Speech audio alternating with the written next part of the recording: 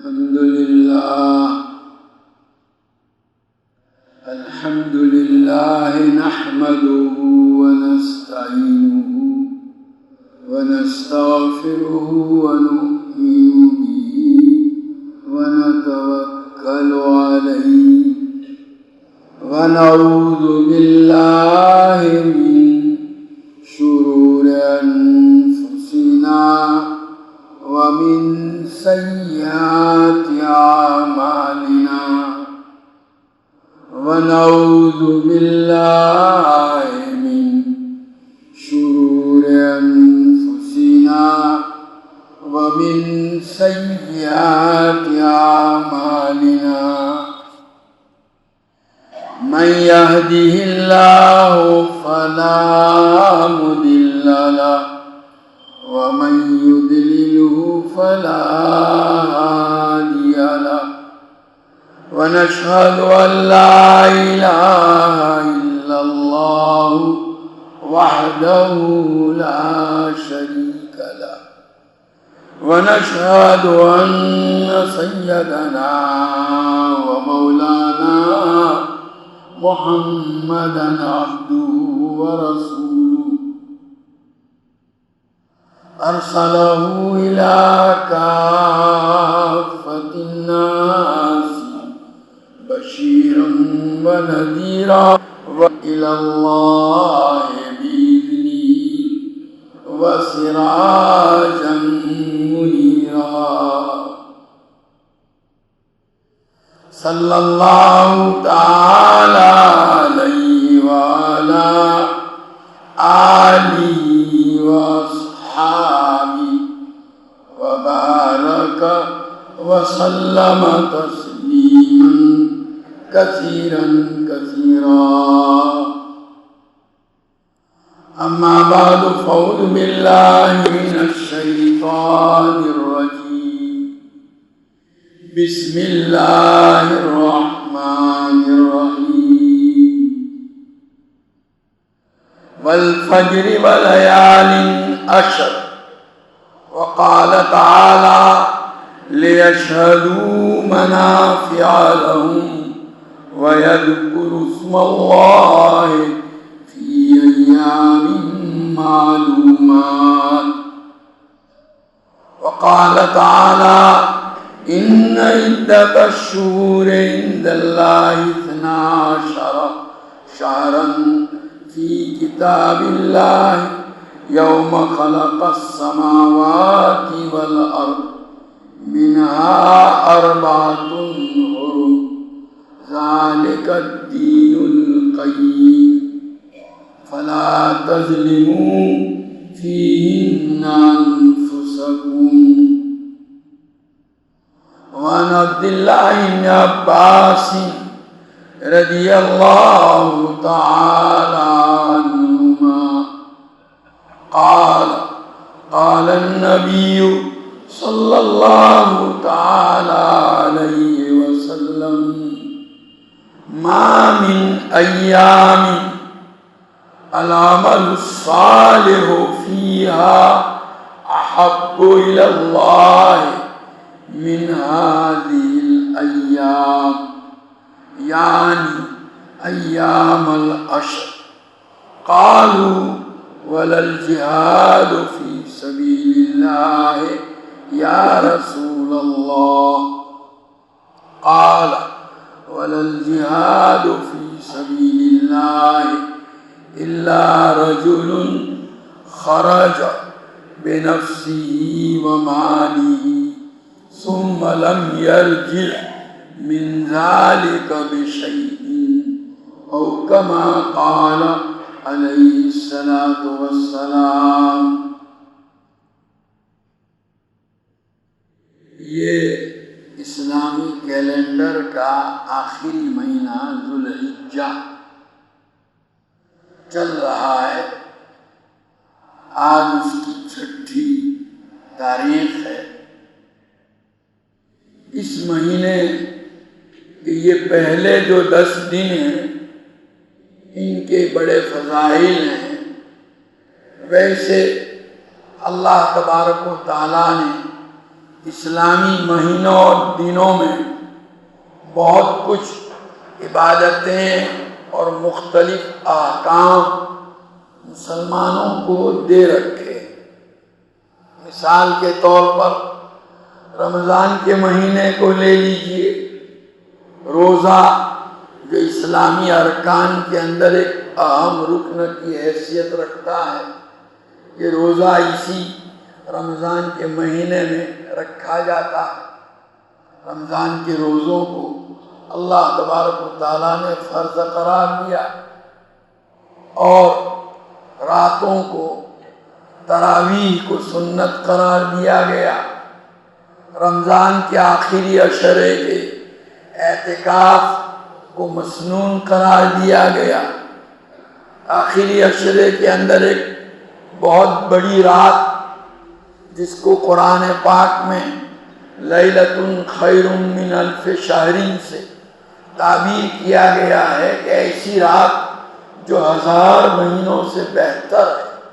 یعنی کوئی آدمی اگر اس رات میں عبادت کر لے تو 1000 مہینوں میں عبادت کرنے پر جو ثواب ملتا ہے اس سے بھی زیادہ ثواب اس کو ملے گا۔ 1000 مہینے تقریباً 83 سال اور 4 مہینے کے ہوتے ہیں، تو اس اخیری عشرے میں وہ شب قدر بھی ہے۔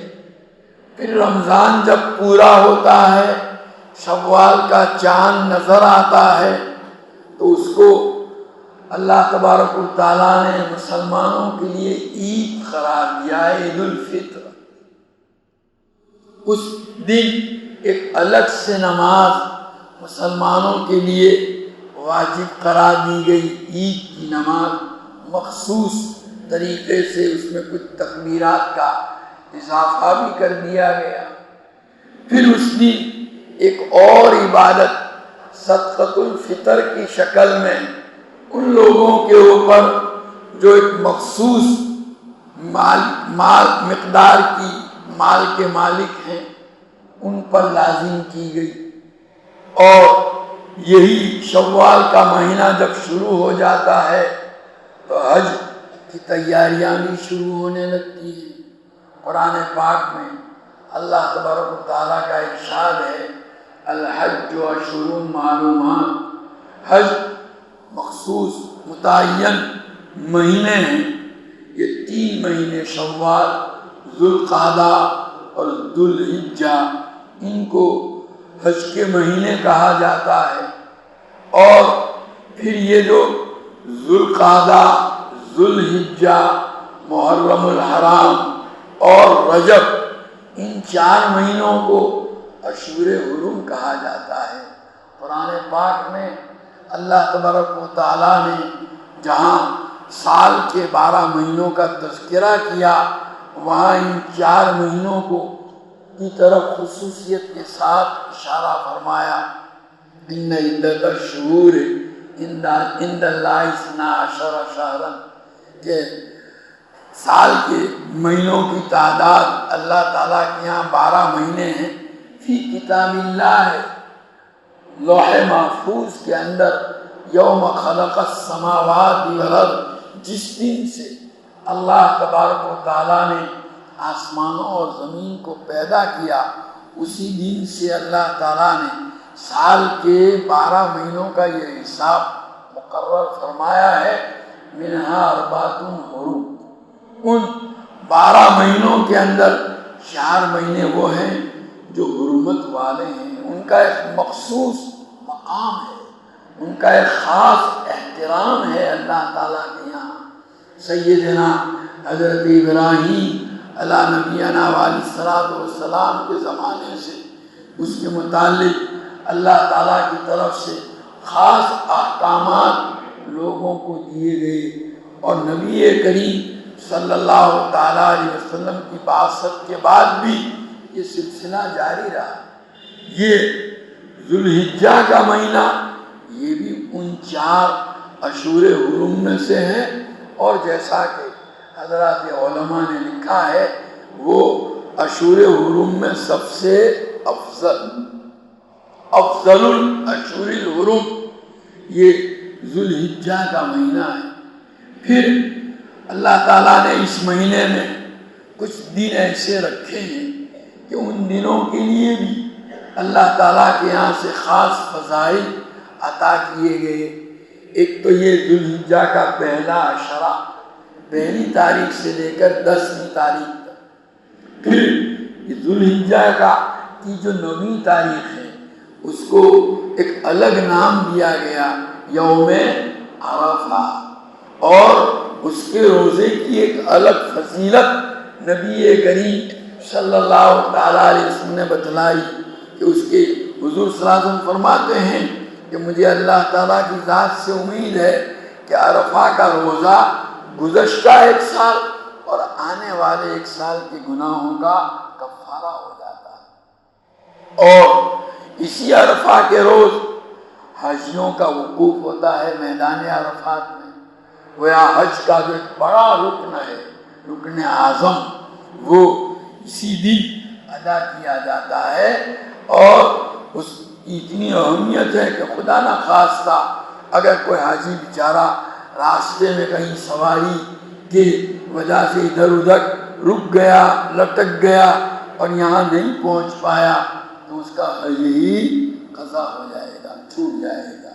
البتہ انہی حاجیوں کی سہولت کے لیے اللہ تعالیٰ نے اس میں ایک کچھ فیسیلیٹی یہ دے دی کہ 9ویں ذوالحجہ کو جو وقوف عرفات میں ٹھہرنے کا اصل حکم جو دیا گیا ہے وہ زوال کے بعد ظہر کی نماز سے لے کر غروب آفتاب تک۔ لیکن کوئی اللہ کا بندہ اگر ادھر ادھر کہیں پھنس گیا، پہنچ نہیں پایا اور مغرب کے بعد بھی پہنچ گیا تو 10ویں کی صبح صادق سے پہلے تک اگر پہنچ جائے گا تو یوں کہا گیا کہ اس کو بھی حج مل گیا۔ گویا یہ 10ویں والی رات 10ویں سے کاٹ کر عرفہ کے دن کو خاص حاجیوں کی فیسیلیٹی کے لیے اللہ تعالیٰ کی طرف سے دے دی گئی، اور یوں سمجھو کہ یہ یوم النحر یعنی 10ویں ذی الحجہ والی رات کو اس سے کاٹ دیا گیا۔ ویسے تو اسلامی ماہ اور دنوں میں رات کو جو اگلی رات ہوتی ہے وہ بعد والے دن کے تابع ہوا کرتی ہے، لیکن یہاں معاملہ ذرا حاجیوں کے خاطر اللہ تعالیٰ نے اس طرح کر دیا۔ اور یہ 10ویں ذی الحجہ جو ہے اس کو یوم النحر کہتے ہیں۔ نحر کا معنی ہے قربانی کرنا، جانور کو ذبح کرنا، چونکہ اس دن قربانی کے جانور ذبح کیے جاتے ہیں اس لیے اس کو یوم النحر کہتے ہیں۔ اس کے بعد بھی 2 دنوں تک 11ویں اور 12ویں کو یہ جانوروں کے قربانی کے جانوروں کو ذبح کرنے والے حکم کو آگے بڑھایا گیا، اس لیے یہ 3 دن جو ہیں ایام نحر یعنی قربانی کے دن کہلاتے ہیں۔ اور یہ جو 10ویں کا یوم النحر ہے اس کا ایک اور نام بھی ہے، یوم الحج الاکبر۔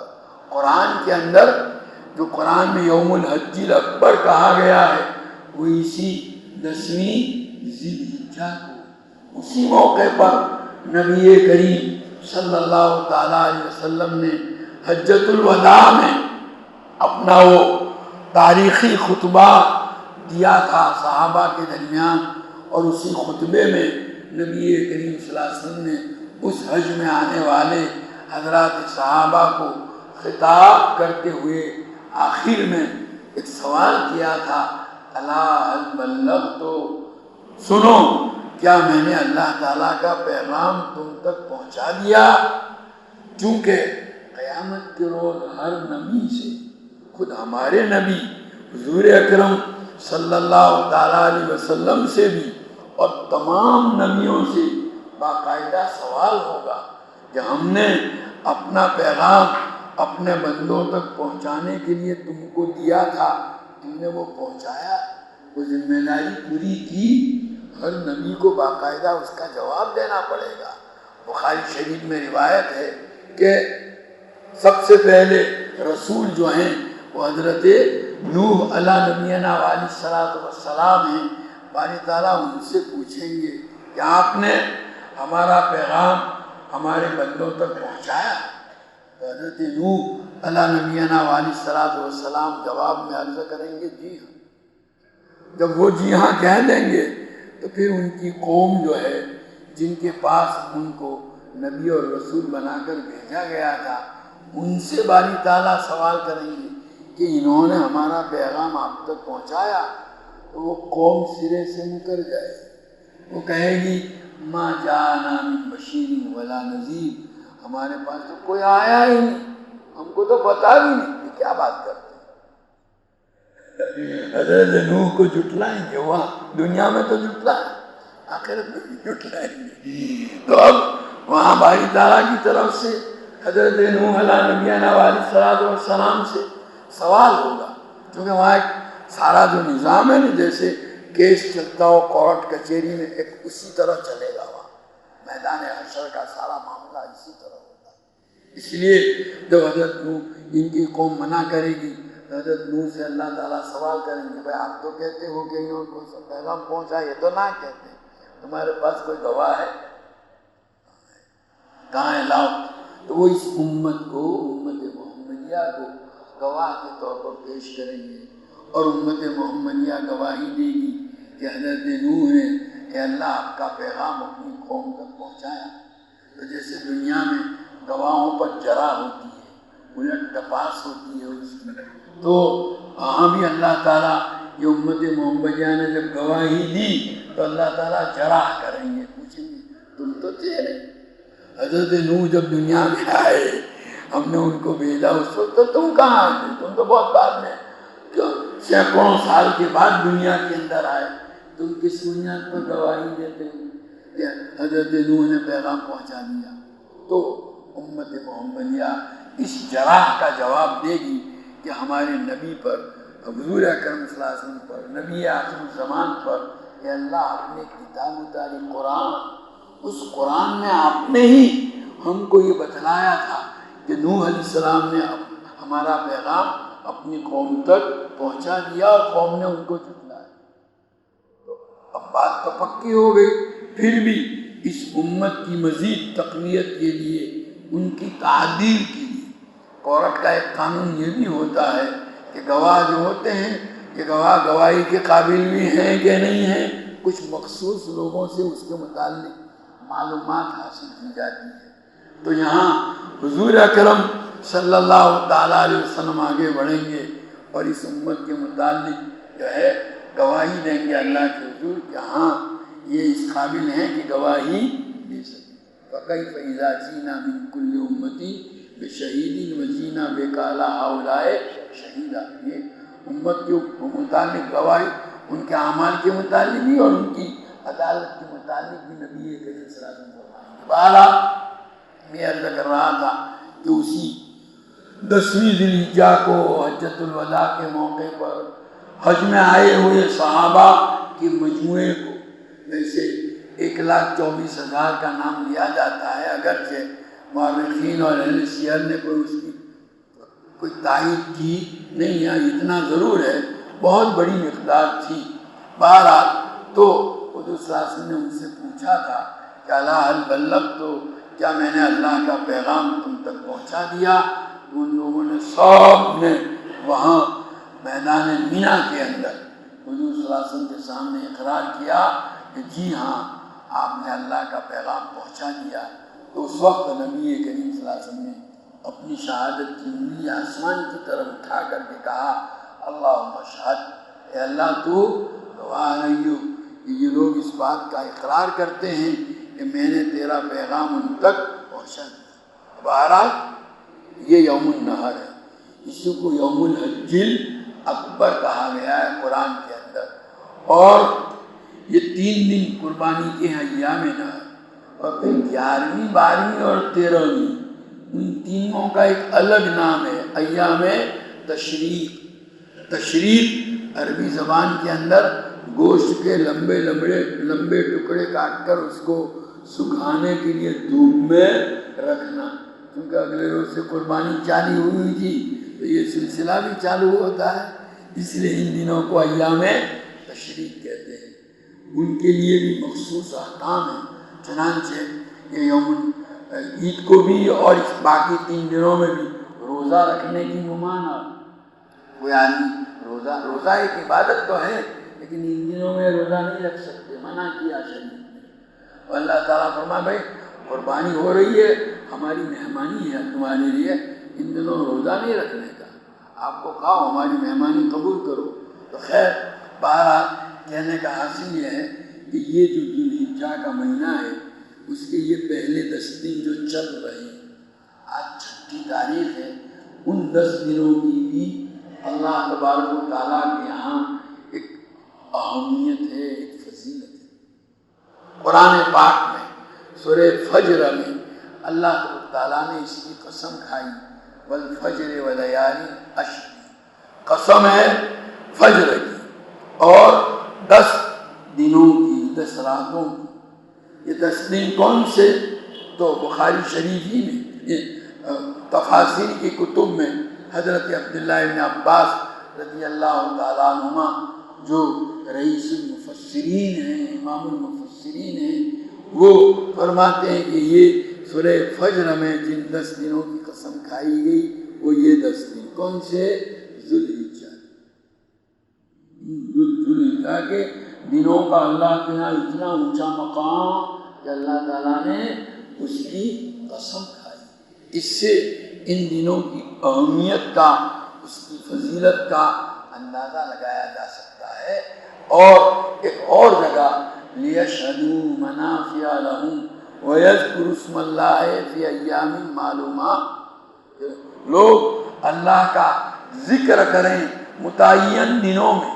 یہ فی ایام معلومات کی تشریح بخاری شریف میں حضرت عبداللہ ابن عباس رضی اللہ تعالیٰ عنہ نے یہ ذوالحجہ کے 10 دنوں سے کیے. گویا ان 10 دنوں میں خوب اللہ کا ذکر کرنے کا اہتمام اور کوشش کرنی چاہیے. اور نبی کریم صلی اللہ تعالیٰ علیہ وسلم نے بھی اس کی بڑی تاکید فرمائی. بخاری شریف میں حضرت عبداللہ ابن عباس رضی اللہ تعالیٰ عنہ کی روایت ہے، نبی کریم صلی اللہ تعالیٰ علیہ وسلم کا ارشاد نقل کرتے ہیں، ما من ایام العمل الصالح فیہا احب الی اللہ من ہذہ الایام.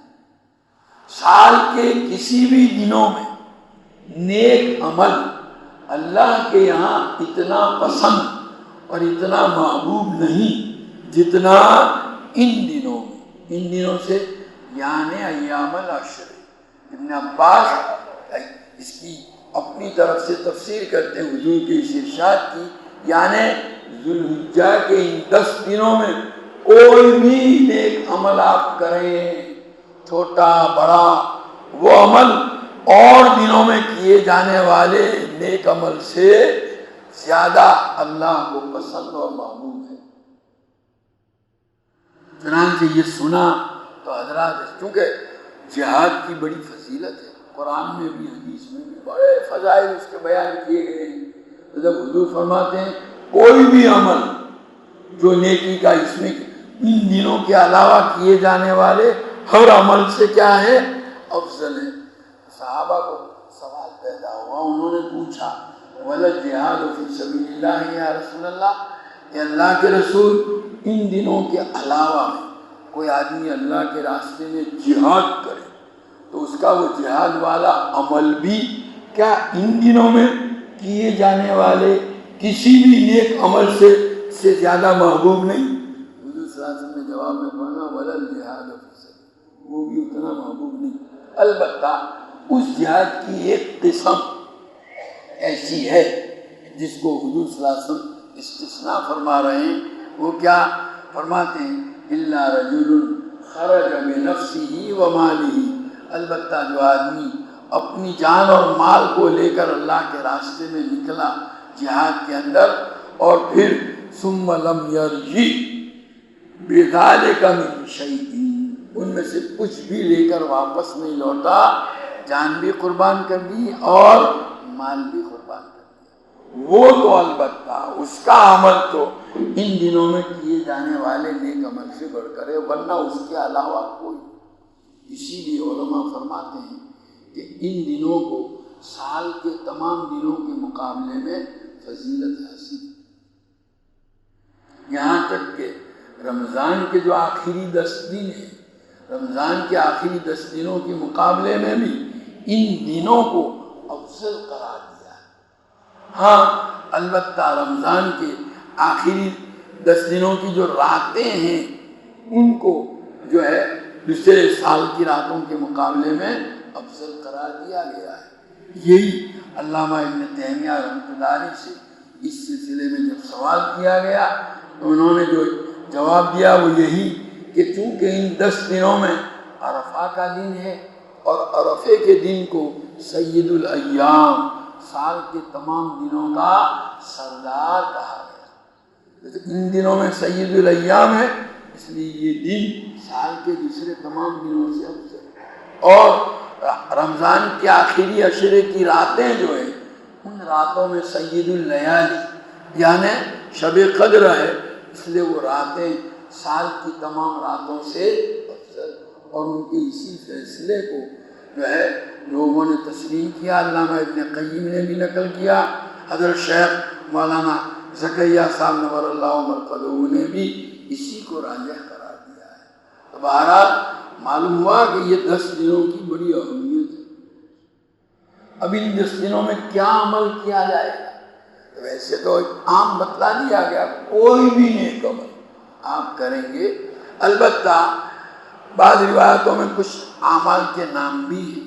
حضرت عبداللہ بن عمر رضی اللہ تعالیٰ عنہ کی روایت جو مسند احمد میں ہے، اس کے اندر ہے کہ نبی کریم وہ فرماتے ہیں کہ نبی کریم صلی اللہ علیہ وسلم نے ارشاد فرمایا، سال کے کسی بھی دنوں میں نیک عمل سال کے کسی بھی دنوں کے اندر کیا جانے والا کوئی عمل اللہ کو اتنا محبوب اور اللہ کے یہاں اتنا بڑا نہیں جتنا ان دنوں میں کیا جانے والا عمل۔ گویا یہاں ایک اور فضیلت آئی، وہاں حب آیا تھا، یہاں حب کے ساتھ ساتھ اعظم کا لفظ بھی ہے، اس لیے حضور فرماتے اسی روایت میں، اس لیے فاکثروا فی التکبیر والتہلیل والتحمیل، ان دنوں میں تم کثرت سے اللہ اکبر تکبیر اور لا الہ الا اللہ تحلیل اور الحمدللہ یعنی تحمید پڑھتے رہو۔ یہ جو تکبیر تشریف کہی جاتی ہے اس میں سب آ جاتا ہے، اللہ اکبر تکبیر آ گئی، لا الہ الا اللہ واللہ اکبر تحلیل بھی آ گئی، اللہ اکبر وللہ الحمد اور تحمید بھی آ گئی۔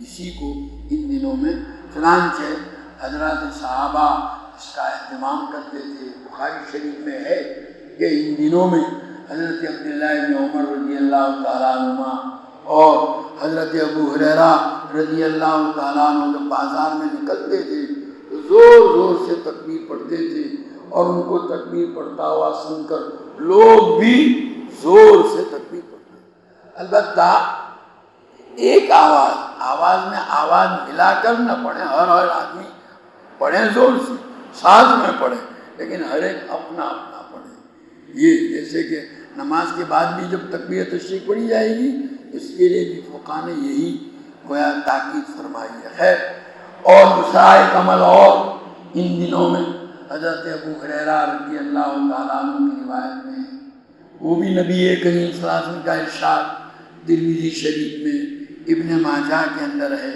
کہ حضور صلی اللہ علیہ وسلم نے فرمایا، سال کے کسی بھی دنوں میں اللہ کو اپنی عبادت اتنی محبوب نہیں جتنی ان 10 دنوں کے اندر۔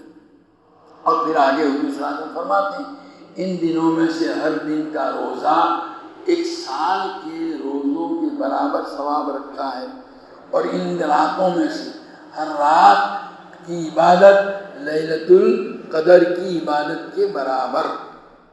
آپ اندازہ لگائیں کتنی، دیکھو لیلۃ القدر تو متعین نہیں ہے، کوئی آدمی کرے گا سب راتوں کو جاگے گا تو امید ہے مل گئی ہوگی، لیکن اگر کسی کوئی رات بیچ میں اگر ناغہ ہو گئی تو اندیشہ رہتا ہے پتہ نہیں اب لیلۃ القدر ملی کہ نہیں۔ اور یہاں تو جتنی بھی راتوں میں عبادت کرو گے یہ بات پکی کہ آپ کو لیلۃ القدر کی عبادت کے برابر کیا ملا، کتنا اللہ تعالیٰ نے ہمیں موقع عطا فرمایا ہے.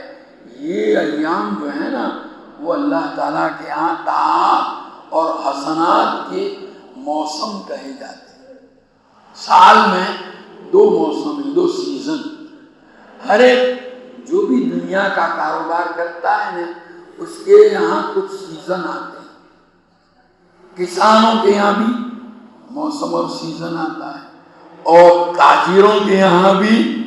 تاجر جس کا بھی تاجر ہوا، کوئی جو ہے پنکھے کا فریج کا کاروبار کرتا ہے تو گرمی کا زمانہ آئے گا، یا ٹھنڈے پینے کا کاروبار کرتا ہے تو گرمی کا زمانہ اس کا سیزن ہے. کوئی سیٹر اور جو ہے گرم چیزوں کا کاروبار تو سردی کے دن آئیں گے، وہ اس کا سیزن. کوئی آدمی جو ہے وہ بارش کے اندر پہنے جانے والے کوٹ کی تجارت کرتا ہے اور چیزیں ایسی ہیں تو اس کا سیزن کیا ہوگا؟ بارش کا زمانہ.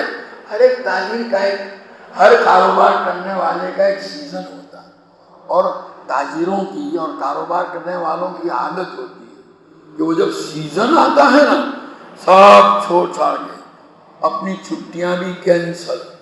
اور بہت سی جگہوں پر تو وہ اکیلا نہیں، گھر کے تمام مرد بھی، عورتیں بھی، بچے بھی، بوڑھے بھی سب چاہتے ہیں کہ زیادہ سے زیادہ اس سیزن میں کما لیں، تاکہ سال بھر تو کماتے رہتے ہیں لیکن وہ سال بھر کی کمائی کو اس کمائی کے ذریعے سے ملا کر کے ذرا کمائی کا لیول اونچا کرنا چاہتے ہیں.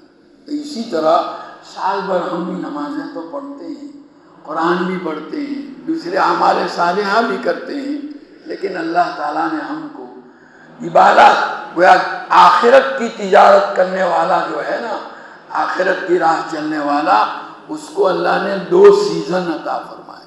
ایک سیزن تو رمضان المبارک کا، وہاں تو بھاؤ بھی بڑھا دیا، ایک فرض کا ثواب 70 فرض کے برابر، اور نفل کا ثواب فرض کے برابر. لوہا سونے کے بھاؤ وہاں رمضان میں. تو رمضان کیا سیزن، اس کے ایک الگ حیثیت ہے. اور ایک دوسرا سیزن، ہم لوگ اس دوسرے سیزن سے ذرا غافل رہتے ہیں. رمضان والے سیزن کا تو کچھ نہ کچھ لوگ اپنا خیال کر لیتے ہیں، لیکن اس سیزن کے متعلق کسی کو خیال جاتا نہیں ہے. اس لیے میں نے آپ کے سامنے اس کا تذکرہ کیا کہ بھئی آ گیا ہوں، ابھی 3-4 دن کیا ہے باقی ہیں، تو اس سیزن سے فائدہ اٹھا لو. آج کون سی تاریخ ہے؟ 6 ہے. تو اب 10ویں کا تو روزہ رکھ نہیں سکتے، تو 7ویں، 8ویں اور 9ویں 3 دن باقی رہ گئے ہیں. اگر اس کے بھی روزے رکھ لیے تو 3 سال کے روزوں کے برابر. اور راتیں تو 4 باقی ہیں. ان 4 راتوں کی عبادت اگر کر لو گے، وصول کر لو گے، تو 4 لیلۃ القدر کا ثواب مل جائے گا. اللہ تعالیٰ نے بڑا سنہرا موقع عطا فرمایا ہے. پھر ان دنوں میں اللہ کی طرف سے کچھ صاحب حیثیت لوگوں کے اوپر ایک الگ سے حکم بھی ہے قربانی کا. قربانی کہ بھئی کسی کے بعد، دیکھو بعض لوگوں کو غلط فہمی ہے. کیا بعض لوگ یہ سمجھتے ہیں جس پر زکوٰۃ فرض ہے اسی پر قربانی.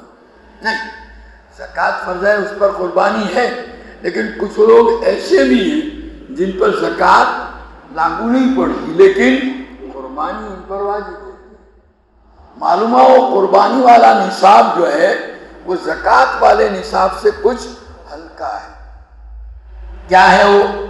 612 گرام اور 350 ملی گرام چاندی کے برابر. آپ کے پاس کچھ بھی ہو، چاندی ہو، سونا ہو، کیش روپیہ ہو اور سامان ہو، غلہ ہو ضرورت سے زیادہ آپ کے پاس کپڑے ہوں، گھر کے برتن ہوں. آج کل تو لوگ گھروں میں برتن بھی جو ہے نا روزانہ جو استعمال نہیں ہوتے، سال میں ایک اس کو بھی فقہ نے تو اندر شمار کیا ہے. بلکہ فقہ نے تو کتابوں میں لکھا ہے 2 جوڑی کپڑوں سے اوپر جو کپڑے ہیں ان کو بھی گننے کا اس میں.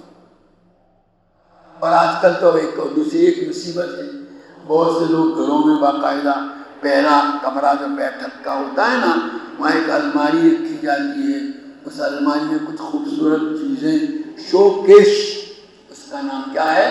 شوکیش، دکھلانے کا نام ہی اس کا ہے، دکھلانے کے لیے۔ شریعت تو اس کی تائید نہیں کرتی، لیکن اس میں جو رکھا ہوتا ہے نہ کھانے کے کام آتا ہے نہ استعمال کے، کچھ نہیں، بس خالی برکت کے لیے رکھا ہے۔ وہ اندر جتنی بھی چیزیں رکھی ہیں نا شوکیش کے اندر، وہ سب ملائی جائے نا تو اس کی قیمت میں سمجھتا ہوں کہ یہ 612 اور 350، 612 گرام اور 350 ملی گرام چاندی سے بڑھ ہی جائے گی۔ اور اگر کسی کے پاس اپنے رہنے کے گھر کے علاوہ ایک گھر ایسے ہی زائد پڑا ہوا، زکوٰۃ اس میں نہیں ہے، ایک فلیٹ اس کے پاس زائد پڑا ہوا ہے، ایک پلاٹ زائد پڑا ہوا ہے، آج کل تو لوگ ایک آدھ پلاٹ لے رہے ہیں، بچوں کے کام آئے گا، وہ لے کے رکھتے ہیں پلاٹ۔ یہ پلاٹ جو ہے وہ ہے، اب آپ پر اس کی وجہ سے کیا واجب ہو گئی؟ قربانی واجب ہو گئی۔ بہت سے لوگ جانتے ہی نہیں، بھائی تم مفتیوں سے پوچھ۔ یہی آدمی جب رمضان کی عید آتی ہے نا اور صدقۃ الفطر دینے کا وقت آتا ہے تو یہ کیا کرے گا؟ صدقۃ الفطر نکالتا ہے۔ اکثر لوگ صدقۃ الفطر نکالتا، اس کو پوچھیں گے بھائی تو میرے اوپر صدقۃ الفطر واجب ہے، وہ یہ کہے گا۔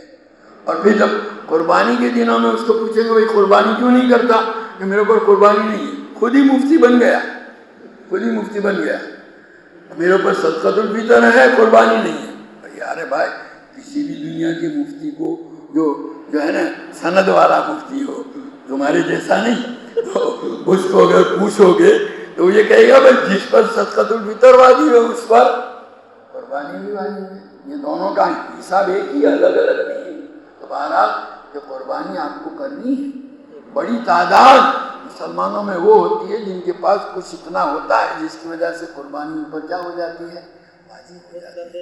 عورتوں کی طرف سے نہیں کرتے، عورتوں کے پاس زیورات ہوتے ہیں، عورتوں کے اوپر بھی قربانی واجب ہے، تو اصل تو ان پر واجب ہے، لیکن وہ بیچاری اپنی لا علمی اور جہالت کی وجہ سے نہیں سمجھتی ہیں، اور اب تک کیونکہ وہ آپ کی خدمت کرتی ہیں جو ہے تبرعاً، احسان کے طور پر کھانا پکا کر کے دینا ان کی ذمہ داری نہیں ہے، لیکن وہ آپ کو کھانا پکا کر کے دیتی ہیں، اس بنیاد پر وہ یہ سمجھتی ہیں کہ ہم ان کا یہ کام کرتے ہیں تو کچھ یہ ہمارا کام کریں گے، ہمارے زیور کی زکوٰۃ اور ہماری قربانی ہمارے شوہر ادا کریں گے۔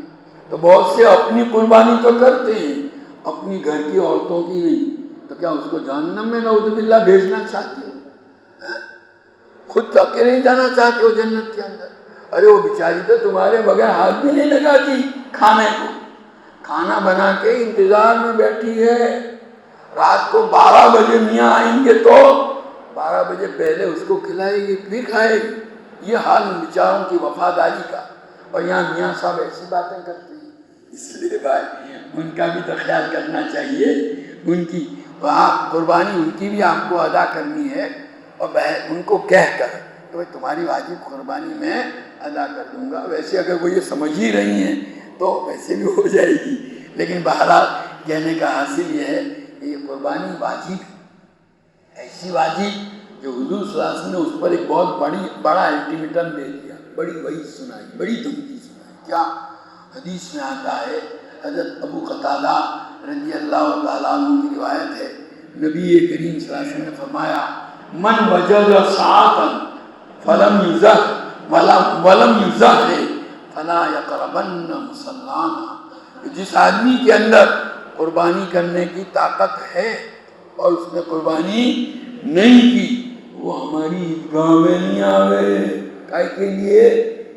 آپ کہیں گے ہم تو مدرسے کی مسجد میں پڑھتے ہیں، ارے بھائی وہاں بھی نہیں آنے کا، حضور پابندی لگا رہے کہ آپ نے قربانی کی نہیں کی ہے تو آپ کو یہاں عید کی نماز کے لیے آنے کی اجازت نہیں۔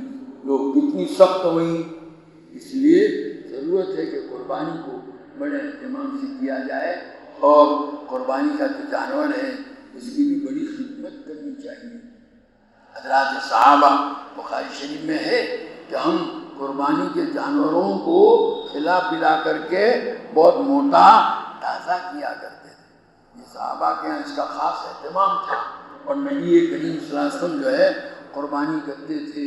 وہ آپ نے تو ہماری طرف سے بھی قربانی کی، پوری امت کی طرف سے ایک مینڈا ذبح کیا کہ آئیے کہ یہ میری امت کی طرف سے۔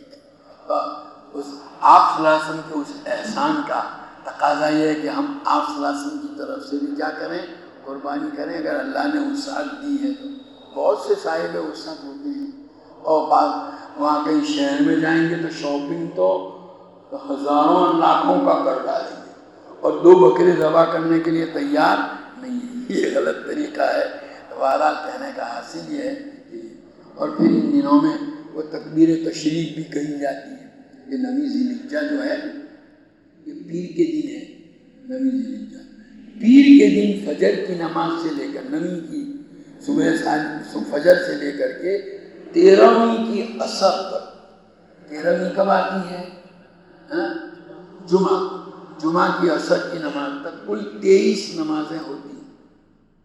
ان نمازوں میں ہر نماز فرض نماز کے بعد زور سے 1 مرتبہ اللہ اکبر لا الہ الا اللہ اللہ اکبر وللہ الحمد، اس کو تکبیر تشریق کہتے ہیں۔ وہ بھی پڑھنا ہے، آپ بھی پڑھیں گے، گھر کی عورتوں کو بھی بتا دینا، وہ بھی نماز کے بعد اس کو پڑھیں۔ ان پر بھی واجب ہے، مردوں پر بھی واجب ہے، عورتوں پر بھی واجب ہے۔ اکیلی پڑھی ہو نماز تو بھی، جماعت کے ساتھ پڑھی ہو تو بھی، اس لیے اس کا اہتمام کیا جائے۔ تو بہرحال یہ مبارک دن ہیں، اور ان مبارک دنوں میں اپنے آپ کو ایک بڑی چیز آپ کی طرف بتلا دوں، گناہوں سے بچانے کا اہتمام کریں۔ یہ برکت والے دن کوئی گناہ ہم سے صادر نہ ہو، بلکہ زیادہ سے زیادہ توبہ اور استغفار کی ہماری طرف سے کوشش ہونی چاہیے۔ یہ ایسے مبارک دنوں میں اللہ تعالیٰ توبہ بھی بہت جلدی قبول فرما لیتے ہیں۔ وَتُوبُوا إِلَى اللَّهِ جَمِيعًا أَيُّهَا الْمُؤْمِنُونَ لَعَلَّكُمْ تُفْلِحُونَ۔ گویا دنیا اور آخرت کی کامیابی کا ذریعہ ہے، یہ چابی ہے۔ کون؟ توبہ۔ اس لیے اس کا ویسے بھی اہتمام کرنا چاہیے۔ بہرحال یہ ابھی دن باقی ہیں، کچھ دن رہ گئے ہیں، ان کی قدر کر لو، فائدہ اٹھا لو۔ اللہ تعالیٰ ہم سب کو اس کی توفیق اور سعادت عطا فرمائے۔ وآخر دعوانا الحمد للہ۔